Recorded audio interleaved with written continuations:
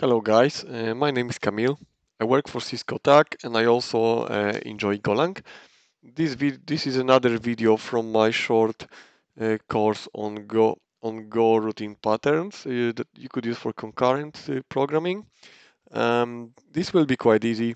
It is actually based on another course that you can watch on O'Reilly, and that is by Mr. William Kennedy, which has inspired me uh, to this course anyhow. And as we will find, it's quite similar, but his course is much better, obviously.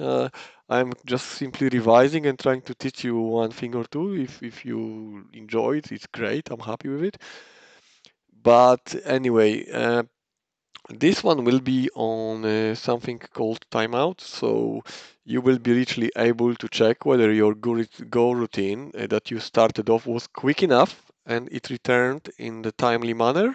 And if it did not, then we will just break out. We will not care about this Go routine and we will attempt to finish the execution of our main routine and say bye-bye to the other one. We will even close it, but I'll show you how it has to be done. So if we start off, and by the way, this is not the best way of doing it, it's just a simple way of doing it. There's also a context way of doing it, and you can look into it yourself. I might create some videos on the context. I'm not sure if I'll do them together with Go routines, but yes, I might do it in the future. This will be the last video of the routines, actually, of these basic patterns. So if you have a look now, I will create a channel, and this time I'll make it simple. I will just make it a channel that will contain an endpoint, but this will be a buffer channel. I will explain why in a minute. Now I will start a Go routine here for us. So just create our literal function. Like I said, there be no IDs. I'm just using one of these things. As you can see, I will invoke this. I can remove simply. What I want to do indent here for us too. So let's just make sure I don't mess it up. Okay, here we go. Obviously, we need to send to this channel because this will actually be wait on the result pattern.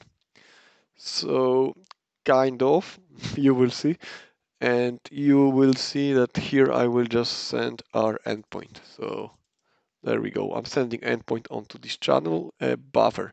So we don't have to wait. This is important. We don't have to wait for anybody to receive from us. We can send because there is a slot, as you can see. And there's only one slot. We only need to send once. And that is okay. That is important here, actually. Now what I'll do, I will start. I'm calling it TC because it's going to be a time channel. And there's this nice method in the time package called time after. And what it actually will do, it will take this value I have here. It will start running the timer and it will running for as long as this time has not elapsed. So I will just make it 100 milliseconds. And after it elapsed, it will send onto this channel and we will be able to receive. This channel will not be empty. It will have some value. And this will be the idea in here. I believe it will send there. So there's this select thing again. What it allows to do for our main Go routine, it allows it to choose between multiple channels and carry on working as it normally would. So have a look at this case. In the first case, I will attempt to receive from the channel that we have already created if it's possible. So let's get this. So if this returns, if we send onto this channel first, all of this finishes first, then what we'll do, we will just print the username. Of course, it is a list, so all of one element, that's all. That's that one for you. And the other one is going to be our time. So I'm trying to receive from here. And now the way it will work, if, as I explained already, if this finishes earlier and we can read, that's what main is going to select. Rather than blocking forever, it will just take it and carry on execution, completely stopping this. So it will not be receiving anymore. So you may be saying now, why did I use the buffer channel?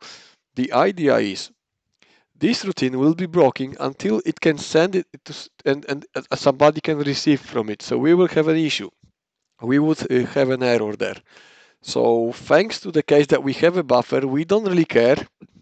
If it finishes its execution, it can still send somewhere even though nobody is trying to receive here, because it can send it directly to this buffer. And then we can closely exit the program. I will close it anyway. I will close that channel anyhow. So I will show you that. But let's see. So this timeout, I just show you what it outputs for us. So you can see it's not like just nothing there. And I will close our channel and I will just type finished, as I did in the past, I think. And I believe more or less this should be ready. And if it's not ready, then we can always come back and modify stuff if I made some mistake. Hopefully I didn't make too many of these this time, but you know what it's like. All right, it looks good, it's compiled, but what about running the thing? Look, and it is, see, the thing is 100 milliseconds is a lot of time. You, it is in this situation because we are only doing like one operation, yes? You could see we could do like 5,000 in like whatever few seconds. So for sure one is not that much. In fact, I will show to you that this timeout actually works by including into here some randomness. So time sleep. Now we need to create a value of type duration, and that will be also randomized using this method from the math random package. That will return us some value. So it returns us a value between 1 and 150. However, now I also would like to make sure it's going to be a millisecond for us. And at this stage, we should be ready to try it again. And now there should be a bit more random stuff happening. So if we are lucky, we should see some timeouts. Let's see. If I'll do it now, boom, straight away we have a timeout. You can even see the time here, and here also you have really nice output, of course, and you can see the time zone. And now we were good. Now all life was good. We have our username, and again and again, and you can just do it forever. And look how lucky we were. Yeah, now not so much.